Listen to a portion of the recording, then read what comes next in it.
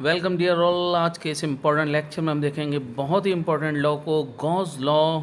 इसके हम प्रूफ को भी देखेंगे और साथ में ये क्वेश्चन आपको नज़र आ रहा है। ऐसे बहुत सारे क्वेश्चन हैं इस वीडियो में, हम लेंगे उनको। कुछ प्रैक्टिस के क्वेश्चंस भी होंगे।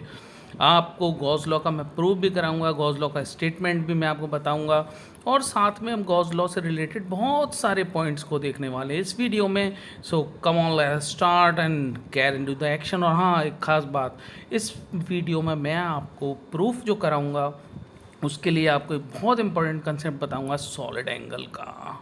सो प्लीज़ इस वीडियो को आप एंड तक ज़रूर वॉच करिए।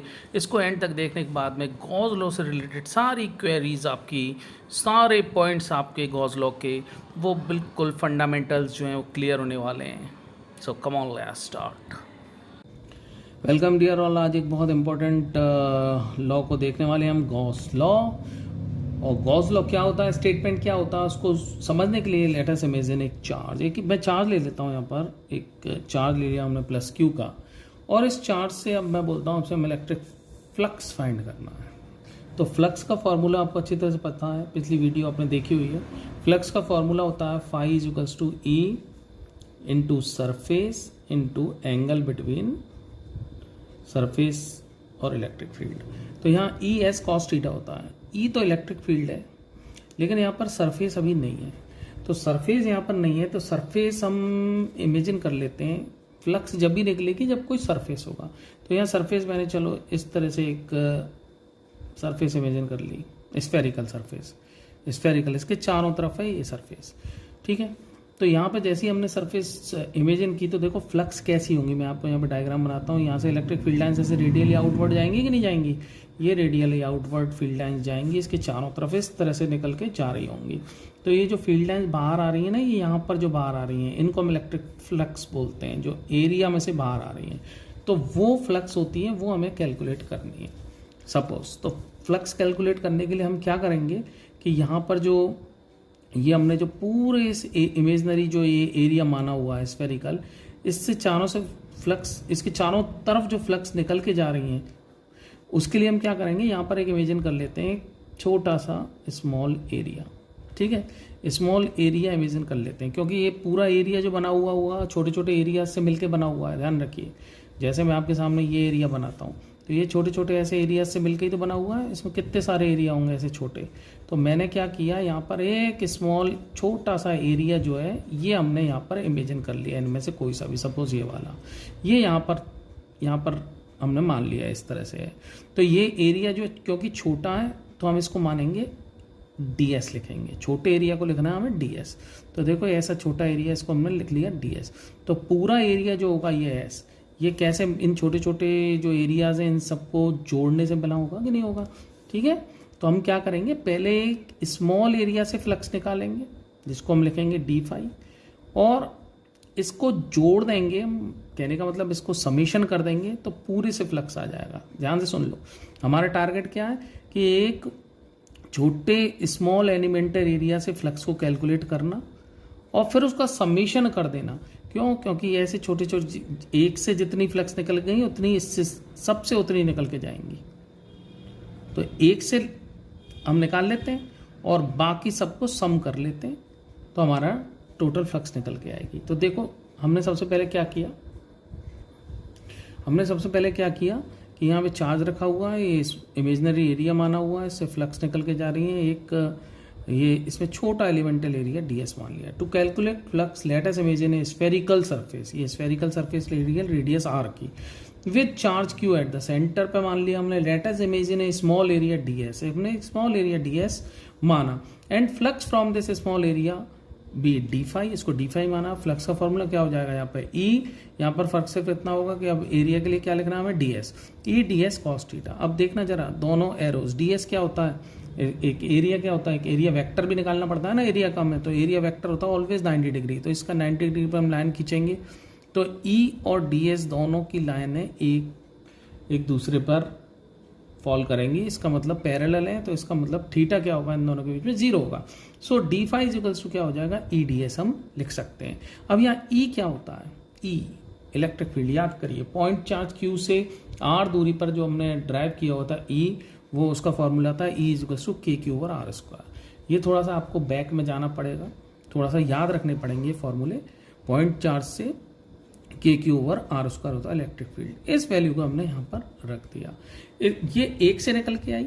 ऐसे ही मैंने आपको बताया था बहुत सारे एरिया होंगे, तो एक एरिया चलो यहाँ भी मान लेते हैं, इस जगह पे मान लेते हैं। अब जरा इससे अगर हम फ्लक्स निकालनी होती तो हम क्या करते हैं, यहाँ पर एरिया वेक्टर होता है इधर की तरफ, ऐसा ही होता, और इलेक्ट्रिक फील्ड भी कहाँ होती है, इसमें इधर की तरफ ही होती है। इलेक्ट्रिक फील्ड भी यहाँ पर ऐसी जाती ना, इससे रेडियली आउटवर्ड, इस तरह से दोनों।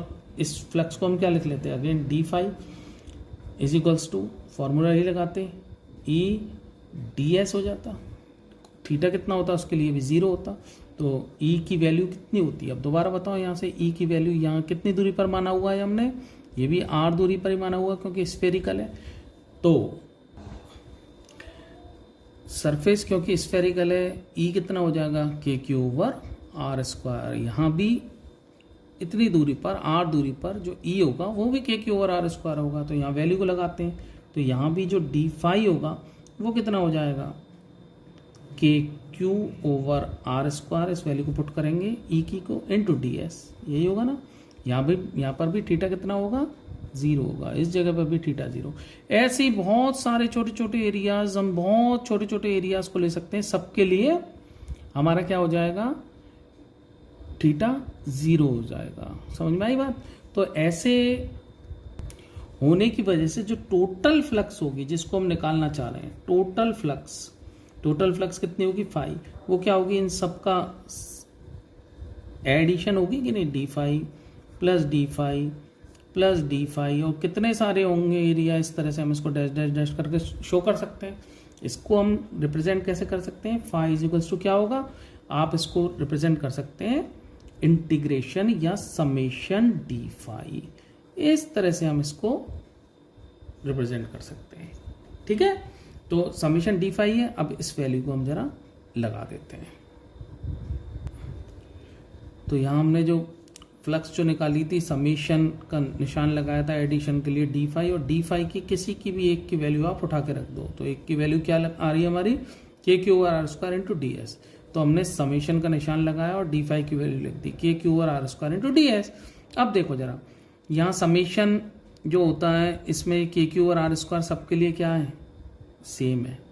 इस एरिया पे भी तो इतना ही आ रहा है के क्यू और आर स्क्वायर, इसके लिए भी कितना आ रहा है, के क्यू और आर स्क्वायर। तो ये कांस्टेंट होने की वजह से हम इसको बाहर लिख सकते हैं। तो हम इसको समेशन से बाहर ले लेते हैं। तो क्या लिखें इसको, के क्यू ओवर आर स्क्वायर और समेशन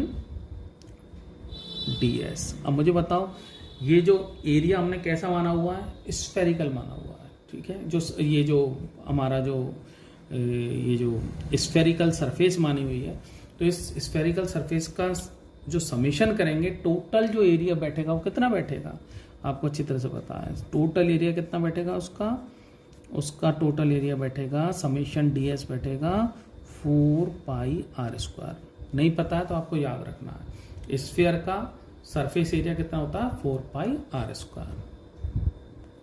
तो यहाँ के की वैल्यू को मैं उठा के लिख देता हूँ, phi is equals to 1/4 pi epsilon naught. जानते हैं ना आप के को हम कैसे लिखते हैं, 1/4 पाई एप्सिलॉन नॉट, और यहाँ एक क्यू लिख दिया, और यहाँ 4 पाई आर स्क्वायर लिख दिया, और यहाँ अपॉन आर स्क्वायर हमने इसके डिवाइड करके ये लिख दिया। अब देखो जरा क्या क्या कट गया, यहाँ से सारी चीज़ें कैंसिल्स आउट हो रही हैं, और हमारे पास में जो बचा है वो सिर्फ बचा है जो फाई जो है, टोटल जो फाई निकल के आया है ना, ये फाई क्या है, फाई टोटल ही तो है। जो फाई टोटल हमारे पास में निकल के आया वो निकल के आया phi is equals to Q over epsilon naught. ठीक है, तो यहाँ जरा इस फिगर में देखिए, यहाँ जो हमारा, इससे हमें अगर हम फ्लक्स देनी थी तो हमें इतना सब कुछ कैलकुलेट नहीं करना था। हम तो सिर्फ फ्लक्स को, निकलने वाली फ्लक्स को क्यू ओवर एप्सिलॉन नॉट लिख सकते हैं। जरा देखिए यहाँ पर जो हमारा फाई आया है वो कितना आया, क्यू ओवर एप्सिलॉन नॉट। और यहाँ क्यू क्या है, यहाँ here Q is total charge inside the surface. जो हमने इमेजिनरी सरफेस मानी थी ना स्फेरिकल, उसके अंदर जो टोटल चार्ज है वो क्यू है। ये बहुत ही इंपॉर्टेंट बात है, ये हमें अच्छी तरह से ध्यान रखनी है। तो देखो जरा, हम इसको ऐसे लिख सकते हैं ना कि जो फ्लक्स जो आउट हो रही है, फ्लक्स देखिए इधर, फ्लक्स जो है कमिंग आउट या total flux linked with the surface, total flux linked with the surface is phi total is 1 upon epsilon naught times the total charge inside the surface। यहाँ total charge क्या था, Q total, ठीक है।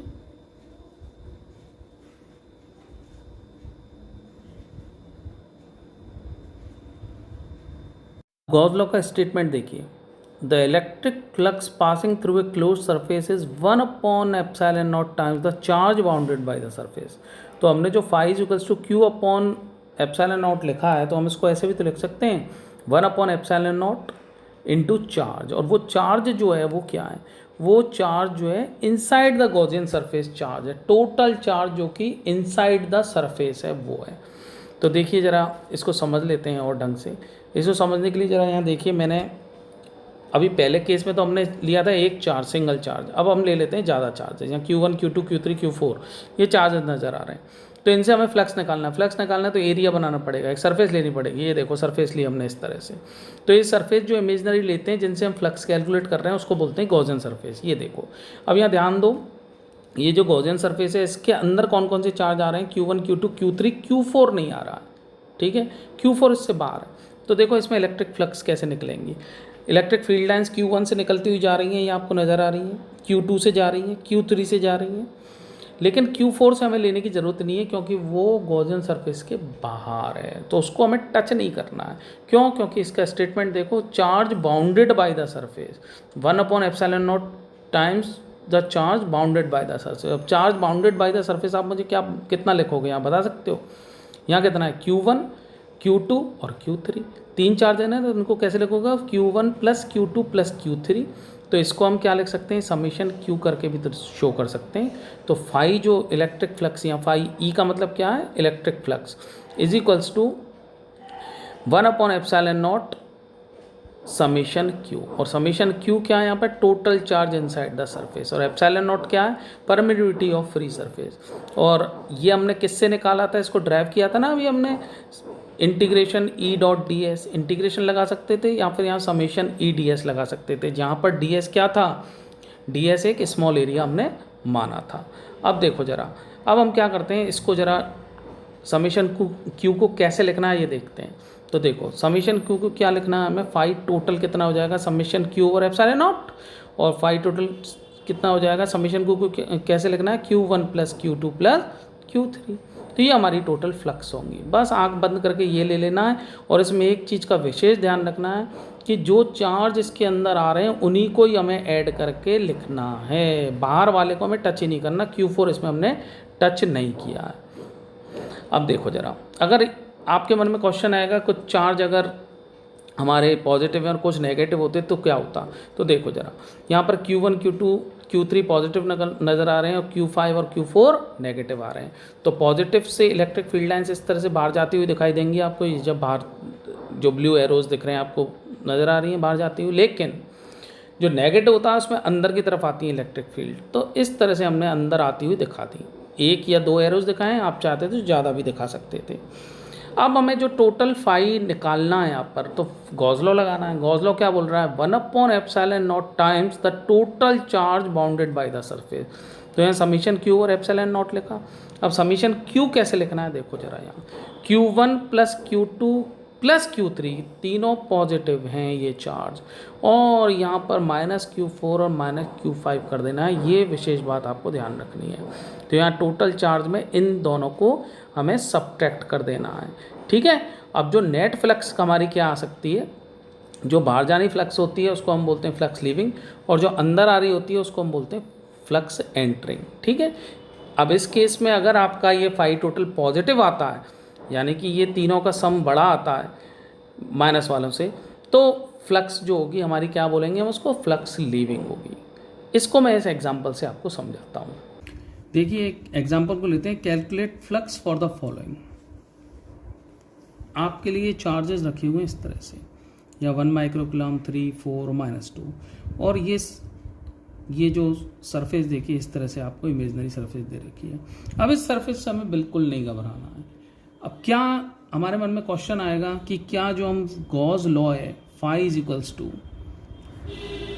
1/ε0 total charge summation Q इस जगह पर apply कर सकते हैं, क्योंकि यहाँ पर तो ये स्फेरिकल नहीं है सरफेस। तो our answer is yes, we can apply. तो ध्यान रखिए, सरफेस कैसी भी हो उससे कोई फर्क नहीं पड़ता, गॉस लॉ हर सरफेस के ऊपर एप्लीकेबल है। तो यहाँ मैं पॉइंट लिख देता हूँ, आपको ध्यान रखना है कि Gauss law is applicable to any closed surface. यहाँ ये ध्यान रखिएगा कि सरफेस क्लोज जरूर हो, खुली हुई सरफेस नहीं होनी चाहिए, क्लोज सरफेस है। तो अब यहाँ पर हमें फ्लक्स कैलकुलेट करना है, तो हमें E.A लगाने की तो बिल्कुल ज़रूरत नहीं है, डायरेक्ट गॉस लॉ लगाएंगे। तो गॉस लॉ का स्टेटमेंट यही है। तो इसमें जो फाई टोटल होगी, फाई टोटल उसको हम क्या लिखेंगे 1/ε0, और यहाँ पे क्या करना है हमें समेशन क्यू। समेशन क्यू देखो कैसे करना है, हमें सब चार्जेस को लिखना है 1 × 10⁻⁶ प्लस 3 × 10⁻⁶ प्लस 4 × 10⁻⁶ माइनस 2 × 10⁻⁶। ठीक है, या माइनस के साथ में हमने लिखा। तो जैसे इसको हम सॉल्व करेंगे तो विल गेट दिस 6 × 10⁻⁶ अपॉन ε0 की वैल्यूज यहाँ पर लगा देते हैं। तो लगभग will get this much is going to be our answer. अब जरा देखो ये साइन कैसा आ रहा है हमारा, प्लस। ठीक है, यहाँ पर इसके लिए तो फील्ड जो फ्लक्स एंटर कर रही होंगी इस तरह से, और इनसे जो है बाहर जा रही होंगी। तो नेट यहाँ पर क्या कौन जीत रहा है इसमें से, क्योंकि हमारा आंसर आ रहा है प्लस, तो हम इसको बोलेंगे ये फाई कैसी है, leaving. So net flux is leaving the surface.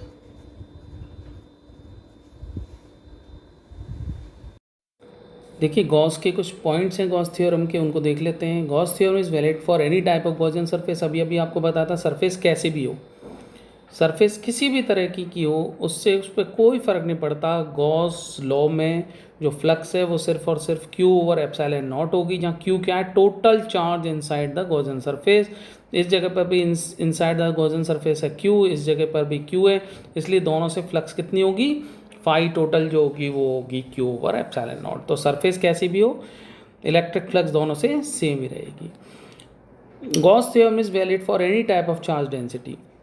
इस सरफेस के अंदर चार्ज भले ही इकट्ठे हों, भले ही कोने पर हों, सरफेस में कोई एक ही जगह पर हों और एक जगह पर नहीं हो। देखो जैसे इस केस में आपको ये नज़र आ रहे हैं, बिल्कुल आपको सब तरफ इसमें यूनिफॉर्मली डिस्ट्रीब्यूटेड नज़र आ रहे हैं। इस फेस को देखो, ये अंदर रखे हुए हैं, इसमें ये क्यूब है, इसके अंदर जो है चार्जेस रखे हुए हैं। तो सब तरफ इसमें चार्जेस जो है हमने इस तरह से रख दिए। लेकिन इस जगह पर देखो ये चार्जेस सिर्फ कोने में ही है, बिल्कुल डायगनली जो है कोने पर रखे हुए हैं। तो क्या इलेक्ट्रिक फ्लक्स के ऊपर ऐसा इससे कोई चेंज आएगा गॉस लॉ पे? जी नहीं आएगा। Gauss theorem is valid for any type of charge density, बशर्ते चार्ज जो है अंदर ही होना चाहिए।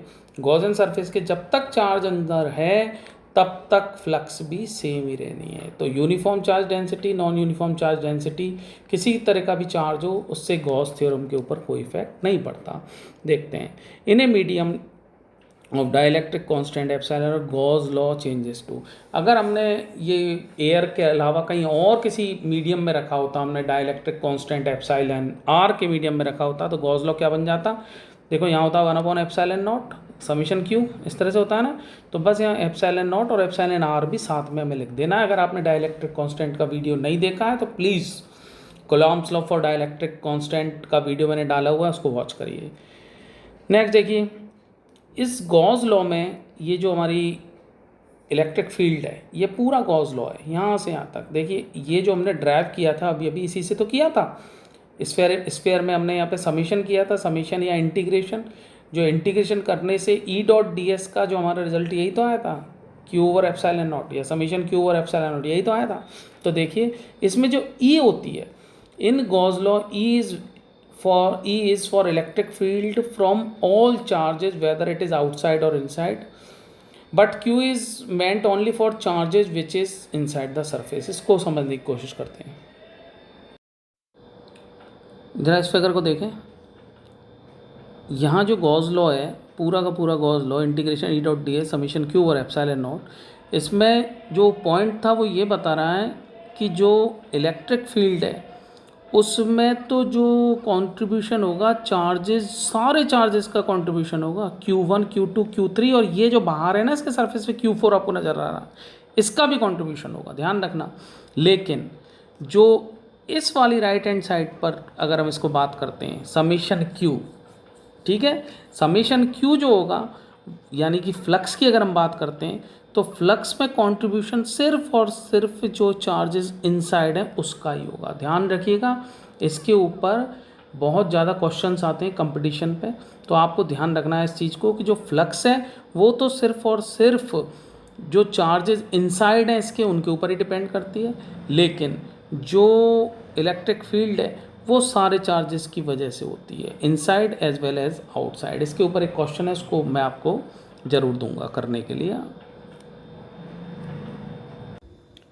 देखिए इस क्वेश्चन को देखते हैं। In a given figure charges Q1 and minus Q1 are inside a Gaussian surface. Q1 और माइनस Q1 गॉसियन सरफेस से दिखाई दे रही है, इसके इनसाइड है, where as charge Q2 is outside the surface. इस चार्ज को आउटसाइड द सरफेस रखते हैं। अब आपसे पूछ रहे हैं electric field on the Gaussian surface will be क्या only due to Q2, zero on the Gaussian surface, uniform on the Gaussian surface, due to all charges. तो आपको क्या ऑप्शन करने वाले हैं हम? Definitely it is due to all charges inside as well as outside. इस question को देखते हैं, mark the correct options. Gauss law is valid only for uniform charge distribution. क्या गॉस लॉ सिर्फ और सिर्फ यूनिफॉर्म चार्ज डिस्ट्रीब्यूशंस के ऊपर ही एप्लीकेबल है? नहीं, नॉन यूनिफॉर्म पे भी देखा था हमने। Gauss law is only for charges placed in the vacuum. जी नहीं, हमने वैक्यूम के अलावा दूसरा भी केस देखा था, उस पर भी हम लगा देते हैं। वहाँ पर बस एप्सिलॉन नॉट के बजाय में क्या लिखना है, नीचे एप्सिलॉन नॉट एप्सिलॉन आर और ऊपर summation Q is equals to total flux. The electric field calculated by the Gauss law is the field due to all charges. जी हाँ, बिल्कुल सही है। The flux of the electric field through a close surface due to all charges is equal to the flux due to the charges enclose by the surface. बिल्कुल सही है। जो flux के लिए अंदर जो चार्जेस उनको देखना है, इलेक्ट्रिक फील्ड के लिए अंदर और बाहर चार्जेस हैं उनको देखना है। देखिए इस क्वेश्चन को देखते हैं। The electric flux from a cube of edge L, एक क्यूब है, इसकी लेंथ जो है L है, इस फाई, इससे जो इलेक्ट्रिक फ्लक्स निकल के जा रही है वो फाई है। तो फाई का फॉर्मूला लगाओ, phi is equals to total charge को मान लेते हैं Q अपॉन एप्सिलॉन नॉट।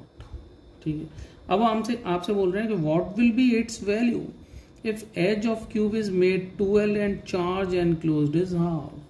तो क्या करें, जो अंदर इसके अंदर चार्ज था उसको तो अब क्या कर दिया, इसकी लेंथ तो कर दी है 2L, तो थोड़ा बड़ा कर दीजिए इसको, क्यूब को इस तरह से 2L बना लें। और 2L बनाने के बाद अब जो अंदर जो चार्ज था उसको कितना कर दिया है, हाफ। तो फ्लक्स का फॉर्मूला क्या हो जाएगा, हमें इस लेंथ से तो कोई लेना देना नहीं है इसका, हमें लेना देना है सिर्फ चार्ज अंदर इनसाइड से। तो चार्ज अंदर हमने कितना कर दिया है, हाफ Q अपॉन 2। तो और यहाँ एप्सिलॉन नॉट आएगा, तो यहाँ जो नई फ्लक्स होगी पहले के कंपैरिजन में कितनी हो जाएगी, तो डेफिनेटली जो फाई डैश होगी नई वो पहले के कंपैरिजन में, ये पहला था उसके कंपैरिजन में हाफ होने वाली है। So this is going to your required answer. अब एक आपको नोट ध्यान रखना है कि गॉस लॉ जो है उसका यूज़ हम क्या करना है, टू कैलकुलेट फ्लक्स के लिए। साथ में चार्ज एनक्लोज्ड। इसके लिए भी हमें गॉस लॉ लगाना है। तो देखो इस क्वेश्चन को देखते हैं। इस क्वेश्चन में बोल रहे हैं कि 5 × 10⁵ lines of electric flux are entering a close surface. एक क्लोज सरफेस ले लेते हैं। तो इसमें जो लाइंस जो एंटर कर रही हैं, इलेक्ट्रिक फ्लक्स एंटर जो आ रही है, तो फाई जो एंटरिंग है वो कितनी है, नेगेटिव साइन के साथ में लिखते हैं फाई एंटरिंग, -5 × 10⁵। ये इसमें इस तरह से अंदर आ रही होंगी, ठीक है। और साथ में इसमें बोल रहे हैं कि जो फाई लीविंग है, जो फाई बाहर जा रही है, कमिंग आउट, वो कितनी है, 4 × 10⁵। तो फाई जो लीविंग है वो कितनी दे रखी है, दैट इज 4 × 10⁵, और डेफिनेटली ये प्लस के साथ में होती है, ठीक है। तो यहाँ से इस तरह से ये बाहर जा रही होंगी। अब आपसे पूछा गया है कि इसमें अंदर चार्ज कितना है, Q टोटल कितना है, ठीक है। The charge enclose by the surface. तो देखिए ऐसी स्थिति में हमें क्या करना है, गॉस लॉ लगाना है। तो गॉस लॉ क्या कहता है कि जो चार्ज टोटल इनसाइड होता है वो समेशन Q होता है, फ्लक्स जो होती है, गॉस लॉ क्या कहता है, जो फ्लक्स टोटल होती है वो समेशन Q और एप्सिलॉन नॉट होती है। और समेशन Q मतलब चार्ज टोटल जो इनसाइड है, यानी QT। तो देखिए फ्लक्स टोटल कितनी होगी, यहाँ 5 एंटरिंग और 5 लीविंग, इनका सम कर लेते हैं। तो -5 और 4, तो यहाँ कितनी बचती है हमारी, माइनस का 1 × 10⁵। ये तो हमारी 5 टोटल बनती है, ठीक है। 5 टोटल क्या हो जाएगा, 5 टोटल को आप ऐसे ही तो लिखेंगे, 5 लीविंग और +5 एंटरिंग। लेकिन 5 एंटरिंग को कैसे लिखा जाता है, नेगेटिव। तो यहाँ निशान लगा दिया नेगेटिव का। तो दोनों को आपने सब्ट्रैक्ट कर दिया, 5 लीविंग की वैल्यू लगाई और 5 एंटरिंग की लगाई, तो वी गेट दिस। तो 5 टोटल तो इस तरह से आ गया। और समीशन Q जो कि हमें निकालना है, समीशन Q को आप Q टोटल लिख लीजिए, एप्सिलॉन नॉट। तो इसमें Q जो हमारा टोटल आया वो कितना आया, एप्सिलॉन नॉट टाइम्स विद -10⁵, ठीक है। और एप्सिलॉन नॉट की वैल्यू कितनी होती है, माइनस, ये निशान लगा दिया, इसकी वैल्यू होती है 8.85 × 10⁻-12 × 10⁵। सो आवर रिक्वायर्ड आंसर जो हो जाएगा दैट इज Q टोटल हो जाएगा माइनस में 8.85 × 10⁻⁷। So this is going to be our required answer. आइए एक बहुत इंपॉर्टेंट गॉस लॉ से रिलेटेड पॉइंट को देखते हैं कि how Gauss law is applicable to any shape. हमने ये देखा था कि गॉस लॉ जो हमने निकाला था फाई = Q और एप्सिलॉन नॉट, उसके लिए हमने सरफेस को स्फेरिकल माना था, और स्फेरिकल मान के हमने बोला था कि गॉस लॉ सभी सरफेसेस के लिए एप्लीकेबल है। तो हमें इस बात को प्रूव भी तो करना है। तो हमारा ये जो सेक्शन है इसमें हम देखेंगे गॉस लॉ प्रूफ, यानी कि हम इसमें ये प्रूफ करेंगे गॉस लॉ सारी सरफेसेस के लिए फाई = Q और एप्सिलॉन नॉट ही हमें मिलता है। उसको देखने से पहले एक कंसेप्ट लेते हैं, एक सॉलिड एंगल का, उसको देखते हैं। देखिए सॉलिड एंगल का कंसेप्ट है जो कि हमें प्रूफ ऑफ गॉस लॉ में हमें ज़रूरत पड़ेगी उसकी। सपोज करिए एक सरफेस है हमारे पास में, ये ठीक है, ये सरफेस हमने ली हुई है। अब इस सरफेस से एरिया वेक्टर जो इस तरह से हमने दिखा दिया। अब इस सरफेस से r दूरी पर एक पॉइंट बनाइए। अब ये पॉइंट जैसे हमने इस पर बनाया तो इस पॉइंट पर इस सरफेस से जो एंगल सबटेंड होगा उसको हम सॉलिड एंगल बोलेंगे। देखिए कैसे, यहाँ पर ये सरफेस जो है, इस 4 सरफेस का एक एक पॉइंट जो है इसको घेर रहा होगा। आप कॉर्न को सोचिए, कॉर्न जो होती है, जो आइसक्रीम की कॉर्न खाते हैं, तो उसमें ऊपर वाली सरफेस से बिल्कुल अंदर सेंटर पर इस तरह की एक शेप मिलती है आपको इस सेंटर पर, और ये जो अंदर इस जगह पर एंगल फॉर्म हो रहा होता है इस सरफेस से, यानी इस सरफेस ने पूरा का पूरा जो एंगल सबटेंड किया है, तो उसको हम सॉलिड एंगल बोलते हैं। देखिए ये जो एंगल है इसको हम सॉलिड एंगल बोलते हैं। यहाँ पर इस सरफेस ने जो इसको एंगल को सबटेंड किया है, और इसको रिप्रेजेंट हम कैसे करते हैं, ओमेगा से या डी ओमेगा से, ठीक है। तो ये जो सॉलिड एंगल होता है ये एक 3D एंगल होता है।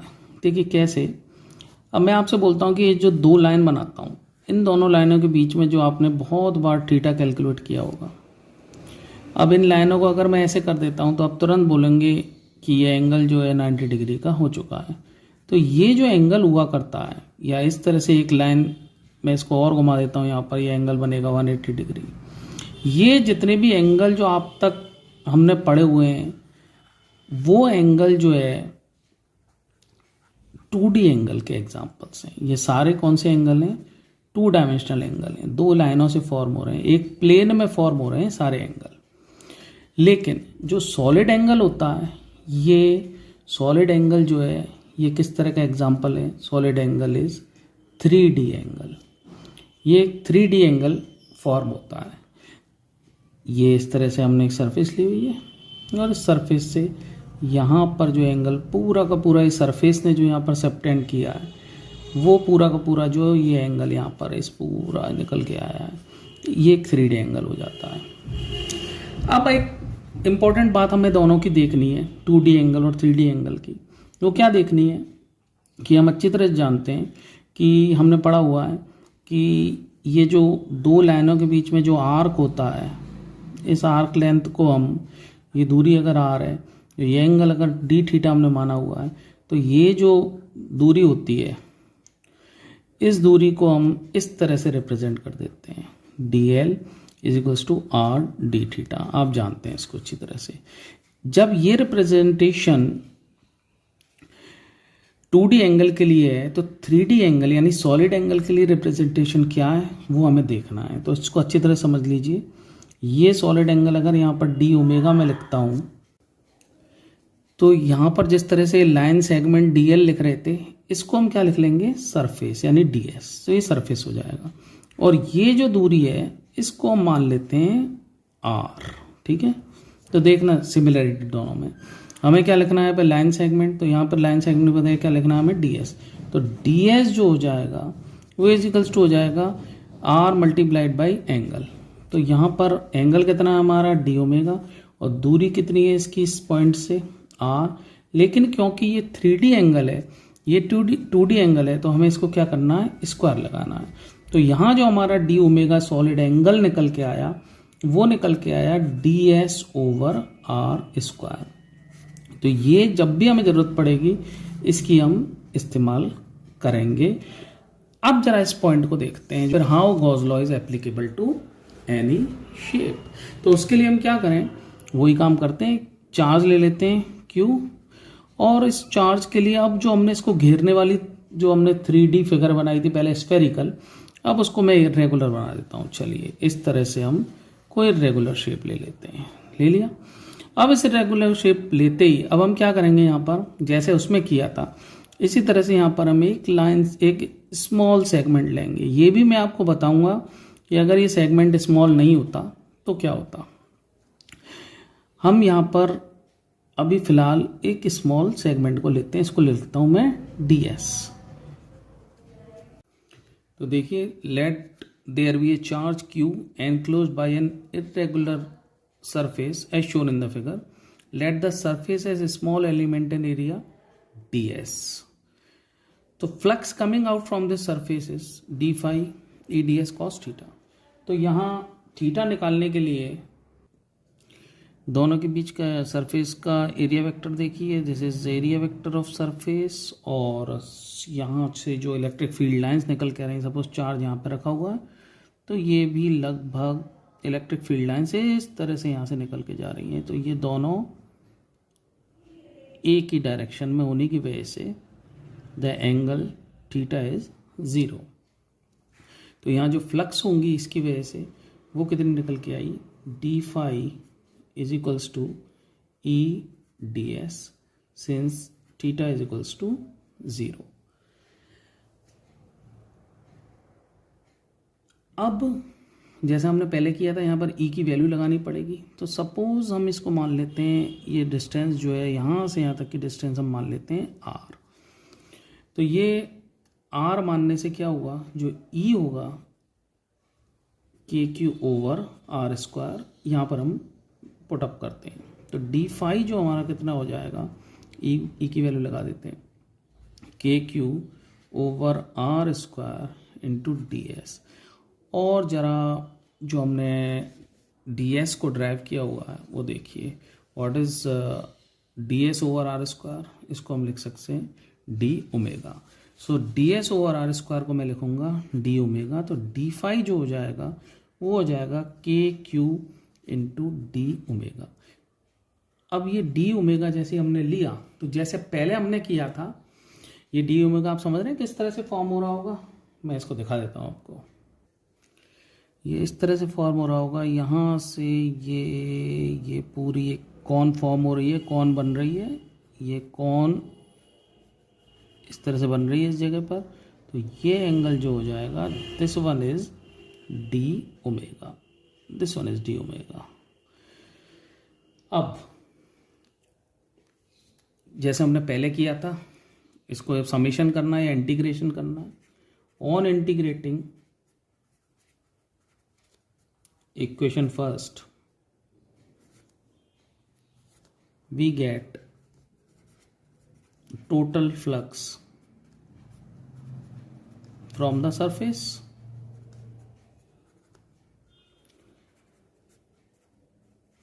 तो इसको इंटीग्रेट कर देते हैं। तो जैसे ही हमने इसको इंटीग्रेट किया, D phi is equals to integration K Q D omega. Integration या समेशन हम नॉर्मली दोनों में से किसी को भी यूज़ कर लेते हैं, लेकिन फिर भी हमें क्या यूज़ करना है यहाँ पर, इंटीग्रेशन प्रेफर करें आप समेशन से बजाय। तो यहाँ डी फाई क्योंकि छोटे से एलिमेंट का था, तो ऐसे बहुत सारे एलिमेंट होंगे यहाँ पर, इससे भी इतना ही होगा, इससे भी इतना ही होगा, सबसे इतना ही होगा, है? तो जैसे ही हम इंटीग्रेशन करेंगे तो ये छोटी छोटी सरफेस सब मिलकर एक पूरी सरफेस जो आपको दिखाई दे रही है, उससे टोटल फ्लक्स निकल के आएगी। ठीक है, तो उसके लिए इंटीग्रेशन के लिए हमने फाई टोटल जो लिखा है, फाई टोटल का मतलब क्या हुआ है, इस पूरी सरफेस से जो फ्लक्स निकल के आ रही है। तो यहाँ पर देखो जरा, जो पूरी जो निकल के आ रही है यहाँ पर पूरी सरफेस से, इस जगह पर इंटीग्रेशन में जो चीज़ कांस्टेंट होती है वो बाहर लेते हैं, के कांस्टेंट होगा, क्यू भी कांस्टेंट है अंदर चार्ज, उसके ऊपर कोई फर्क नहीं पड़ा, तो के और क्यू हम बाहर ले लेते हैं। तो यहाँ रहता है इंटीग्रेशन डी ओमेगा। अब आपको एक बात अच्छी तरह से ध्यान रखनी है कि जिस तरह से ये जो एंगल बनता है 2D एंगल, ये सर्किल के लिए पूरे के लिए जो पूरी उसके लिए बनता है 360 डिग्री का, यानी 2 पाई का बनता है। इसी तरह से जो सॉलिड एंगल बनता है ना, ये पूरा जो एक सरफेस होती है और पूरा जो अंदर पूरी सरफेस का जो ये जिस तरह से सरफेस सर्कल के अंदर एंगल फॉर्म हो रहा है, यहाँ ये लाइन जो है यहाँ से चली और यहाँ घुमाते घुमाते घुमाते यहाँ वापस आई, एंगल कितना बनाया है इसने 360। इसी तरह से ये जो सरफेस घूमती घूमती घूमती जब यहाँ पर आएगी, तो इसके लिए सॉलिड एंगल जो फॉर्म होता है वो कितना होता है, आपको ध्यान रखना है 4 पाई होता है। तो इसका मतलब क्या होगा, जो इंटीग्रेशन डी ओमेगा होगा वो हमें कितना लिखना है, 4 पाई होगा। देखो इसका भी ऐसे बहुत सारी जो अंदर सब जुड़ती चली जाएंगी, तो अंदर एंगल जो सॉलिड एंगल जो सबटेंड होता है वो कितना फॉर्म होगा, 4 पाई। तो इस वैल्यू को हम पुट करते हैं, तो यहाँ फाई टोटल जो हमारा आता है वो आता है हमारा के क्यू, और इंटीग्रेशन डी ओमेगा को क्या पुट करना है हमें, 4 पाई। अब जरा के की वैल्यू को लगाते हैं, तो फाई टोटल जो हो जाए हमारा कितना हो जाएगा, 1/4 पाई एप्सिलॉन नॉट होता है के का, और ये Q इंटू 4 पाई, यहाँ 4 पाई से 4 पाई गेट कैंसल्ड आउट, और फाई टोटल हमारा कितना निकल के आता है, Q over epsilon not. This is again proof of Gauss law. अब चलिए उस क्वेश्चन की तरफ आते हैं कि इस सरफेस को बहुत छोटा क्यों लिया जाता है। अगर इस सरफेस को बड़ा ले लेते तो क्या होता है, देखो सपोज करो इस सरफेस को मैं ले लेता हूँ बड़ा, ये सरफेस जैसी हमने यहाँ पर छोटी सी ली हुई बड़ी लेते हैं, तो यहाँ पर चार्ज रखा हुआ है Q इस तरह से। अब देखो यहाँ पर जो हमने E का फॉर्मूला लगाया था वो लगाया था के क्यू ओवर आर स्क्वायर इस सरफेस के लिए। ठीक है, इस सरफेस पे E जो हमने कितनी लगाई थी, के क्यू ओवर आर स्क्वायर। लेकिन और यहाँ पे R क्या था, क्योंकि सरफेस बहुत छोटी थी तो R हर पॉइंट के लिए सेम हो गया था, यहाँ पूरी सरफेस पर R जो है लगभग सेम था। लेकिन जैसे ही अगर आपने इस सरफेस को बड़ा किया तो बताओ आप R की वैल्यू को सेम रख सकते हैं, यहाँ पर R कुछ होगा और जो इस जगह पर आर की वैल्यू डिफर कर जाएगी, इसलिए हम इस पॉइंट को लगा नहीं सकते थे। E इज इक्वल्स टू के क्यू ओवर आर स्क्वायर लगाने में हम असमर्थ थे, दैट्स वाई हमने इसको चूज़ किया था सरफेस को बहुत छोटा।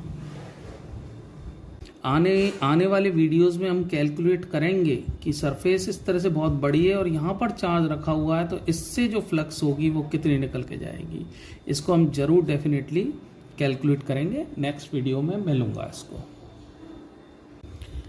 अब एक और इम्पॉर्टेंट पॉइंट को देखते हैं, Gauss law for the surface which is enclosing no net charge. हम एक सरफेस बनाते हैं, suppose this is our surface, और यहाँ पर चार्ज जो है इसमें नहीं है, तो इसका मतलब हम चार्ज को बना लेते हैं बाहर। अब देखो, surface which is enclosing no net charge, तो इसमें अंदर चार्ज कितना है, इस समय अंदर चार्ज है 0। तो अब यहाँ पर जैसे हम गॉस लॉ लगाते हैं तो गॉस लॉ बोलता है कि फाई टोटल जो होती है किसी भी सरफेस से, ध्यान से देके चलना, वो होती है उस सरफेस में अंदर charge divided by epsilon not. क्योंकि इस सरफेस में आपको देखो, इसमें अंदर चार्ज कितना नजर आ रहा है आपको, बाहर चार्ज को बिल्कुल नहीं देखना, अंदर चार्ज कितना नजर आ रहा है आपको 0। तो समेशन क्यू क्योंकि 0 है तो इसका मतलब फाई टोटल कितना हो जाएगा यहाँ पर 0, यानी कि यहाँ से जो फ्लक्स होगी वो बिल्कुल 100% 0 निकल के जाने वाली है। ठीक है, इस बात को हम अपने सॉलिड एंगल के कंसेप्ट से प्रूव भी करते हैं, क्योंकि हो सकता है कि जब हम क्वेश्चंस करते हैं हमें कॉम्पिटिटिव एग्जाम्स में, तो बहुत सारे एप्लीकेशंस हमें लगाने पड़ते हैं, तो हमें बहुत सारे तरीके से किसी भी एक चीज़ को देखना आना चाहिए। तो जरा इसको दूसरे नज़रिए से देखते हैं कि क्या सॉलिड एंगल के कंसेप्ट लगा के भी हमारा फाई टोटल 0 आता है। तो देखिए हमने ये सरफेस ली, अब यहाँ से इस सरफेस से हमारा फाई टोटल 0 आना चाहिए। तो उसके लिए क्या करें, सबसे पहले हम क्या करें, एलिमेंटल एरिया बनाते हैं। तो यहाँ पर एक एलिमेंटल एरिया बना लेते हैं, ये रहा छोटा सा एरिया बना लिया, इसको लिख लेते हैं ds। ठीक है, ds1 लिख लें। चलो इसका एरिया वेक्टर किधर होगा, इधर की तरफ होगा कि नहीं होगा, this is area vector, outward लेना है आपको। ठीक है, एरिया वेक्टर हमेशा सरफेस से आउटवर्ड लेते हैं। और ई किधर होगी, इसमें इससे इलेक्ट्रिक फील्ड लाइंस किधर जाएंगी, इधर की तरफ, तो ई इसके इधर की तरफ होगी। ठीक, तो यहाँ पे जरा फ्लक्स लिखते हैं, तो फाई इस जगह पर फ्लक्स को हम मान लेते हैं d∅1। ठीक है, तो जरा देखो d∅1 हम कैसे लिखेंगे, d∅1 इज इक्वल्स टू क्या हो जाएगा, E डॉट ds और cos थीटा, और यहाँ थीटा कितना नज़र आ रहा है आपको 180। ठीक, तो d∅1 हमारा जो हो जाएगा वो कितना हुआ हमारा E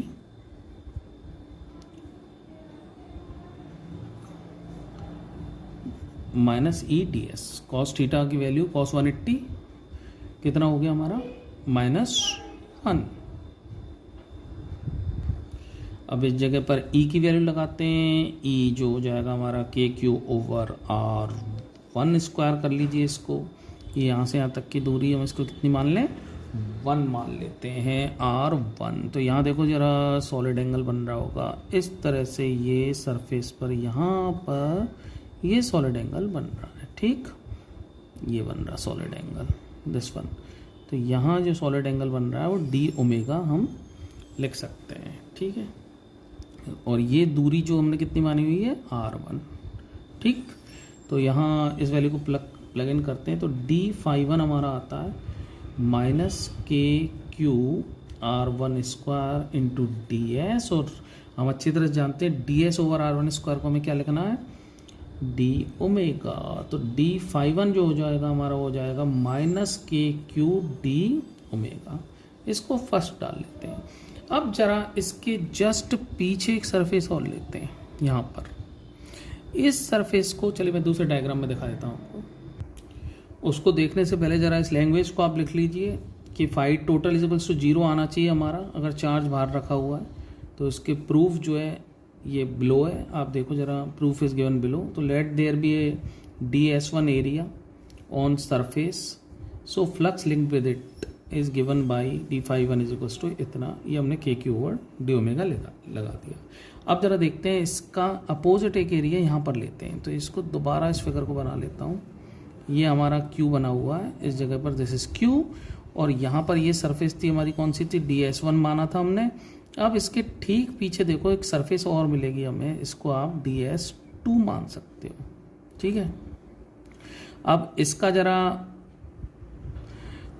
एरिया वेक्टर देखो, इसका एरिया वेक्टर अगेन आउटवर्ड लेना है तो दिस इज एरिया वेक्टर, और एरिया वेक्टर और इसकी इलेक्ट्रिक फील्ड लाइंस अगेन इधर की तरफ ही जाएगी, तो जो इसका ये E हो गया, ये A हो गया, और इसका थीटा इक्वल्स टू कितना हो गया, दोनों एरोज एक तरफ हैं, इसमें दोनों अपोजिट थे, तो इसमें थीटा इक्वल्स टू कितना हो गया हमारा 0। तो इसके लिए भी फ्लक्स निकाल लेते हैं। तो देखो flux link with the surface DS2 कितनी हो जाएगी, d∅2 मान लेते हैं इसको, इससे जो फ्लक्स निकल के जा रही है कितनी मान लेते हैं, d∅2। तो d∅2 इक्वल्स टू EDS, और E की वैल्यू में क्या लिखनी है, KQ/R2 स्क्वायर। अब ये दूरी कितनी हो गई, R2 हो गई, लेकिन यहाँ सॉलिड एंगल देखो जरा, ये इसके जस्ट पीछे बनना है, और ये जो सॉलिड एंगल इस जगह पर बनेगा, बताइए क्या चेंज होगा या सेम होगा। ये एंगल इससे जितना बनना है d ओमेगा, इससे भी सेम बनना होगा, तो यानी सॉलिड एंगल तो सेम बनना है। ओके, तो इस वैल्यू को यहाँ पुट कर देते हैं, तो d∅2 हमारा कितना आया, KQ/R2 स्क्वायर इंटू DS, और यही तो सॉलिड एंगल है, DS/R स्क्वायर, और ये क्योंकि सेम बन रहा है इसलिए हम इसको भी कितना लिखेंगे, d ओमेगा लिखेंगे। तो यहाँ d∅2 हमारा कितना हो जाएगा, d∅2 यहाँ लिख देता हूँ, d∅2 कितना हो जाएगा हमारा, d∅2 इक्वल्स टू हो जाएगा KQ और DS/R2 स्क्वायर, यानी कि d ओमेगा। अब देखो यहाँ से टोटल फ्लक्स करनी है हमें, टोटल फ्लक्स के लिए इन दोनों को ऐड कर देते हैं। सो टोटल फ्लक्स कितनी हो जाएगी हमारी, इन दोनों को जरा देख लेते हैं ऐड करके। टोटल फ्लक्स जो हमारी हो जाएगी वो हो जाएगी d∅1 प्लस d∅2, और जैसे ही आप इनको ऐड कर रहे हैं, एक प्लस का एक माइनस का, और दोनों वैल्यूज कैसी हैं, सेम है, KQ d ओमेगा, एक प्लस एक माइनस, तो दिस इज इक्वल टू 0। ऐसे ही अगर आपने सरफेस, हम जो भी एलिमेंटल एरिया रहेंगे, तो यहाँ पर एलिमेंटल एरिया सपोज करो मैं इस जगह पर, यहाँ पे चार्ज है Q, मैं एलिमेंटल एरिया लेता यहाँ पर, तो ठीक पीछे इसके भी मुझे यहाँ पर एक एलिमेंटल एरिया मिल जाता, तो यहाँ से भी फ्लक्स कितनी निकल के आती है हमारी, 0। जैसे इस जगह से निकल के आई है, तो यहाँ से भी अगेन फ्लक्स कितनी निकल के आती है, 0। तो यहाँ जितने भी फ्लक्स होंगी वो हमने प्रूव कर दिया, यहाँ से कितनी निकल के आएंगी, टोटल फ्लक्स कितनी आएंगी, 0, क्योंकि यहाँ पर एक फ्लक्स तो एंटर कर रही है, उसी अमाउंट में फ्लक्स जो है लीव कर रही हैं हर सरफेस पर। आप मन में आए कहीं ले लेते, सपोज मैं कह रहा हूँ कि यहाँ लीजिए, आप इस जगह पर लीजिए, अगर आप इस जगह पर एलिमेंटल एरिया रहते हैं, तो यहाँ देखो इलेक्ट्रिक फील्ड लाइंस, ये यहाँ से आप ड्रॉ करेंगे, ये अंदर एंटर करी, और ये देखो यहाँ से लीव कर गई, तो जितनी एंटर कर रही हैं उतनी ही लीव कर रही हैं हर सरफेस पर। ये सरफेस को लो, यहाँ से जितनी मान लो एक गई, तो इसके ठीक पीछे जो सरफेस मिला उससे भी एक निकल के चली गई, ठीक है। तो हर सरफेस पर जितनी फील्ड लाइंस एंटर कर रही हैं उतनी ही बाहर जा रही हैं। ये पॉइंट इस बात को बता रहा है यहाँ पर कि एक प्लस आ रहा है, एक माइनस आ रहा है, कि जो फ्लक्स आ रही हैं उतनी फ्लक्स जा रही हैं। तो इस वजह से टोटल फ्लक्स कितनी हो रही है हमारी, 0 हो रही है। तो इस पॉइंट को हम ऐसे लिख सकते हैं, तो हम इस चीज़ को लिख सकते हैं कि for every small area pair, कहीं भी ये पेयर हो सकता है, for every small area pair same flux enters KQ d omega and same flux leaves minus KQ d omega enters and KQ d omega leaves. So total flux is 0. तो total flux हर area pair के लिए कितनी आती है, 0। Hence phi total जो होगा इस surface से वो कितना होगा, 0 होगा, जो कि हम पहले ही लिख चुके हैं कि फाई टोटल, अगर चार्ज अंदर 0 है तो फाई टोटल भी 0 ही होगा। यहाँ नेट चार्ज का क्या मतलब है, नेट चार्ज का मतलब भी मैं आपको बता देता हूँ कि सपोज अगर इसमें ये सरफेस लेता हूँ मैं, ये इसमें अब मैं लिख देता हूँ Q अमाउंट का चार्ज, लेकिन साथ में लिख देता हूँ यहाँ पे माइनस Q।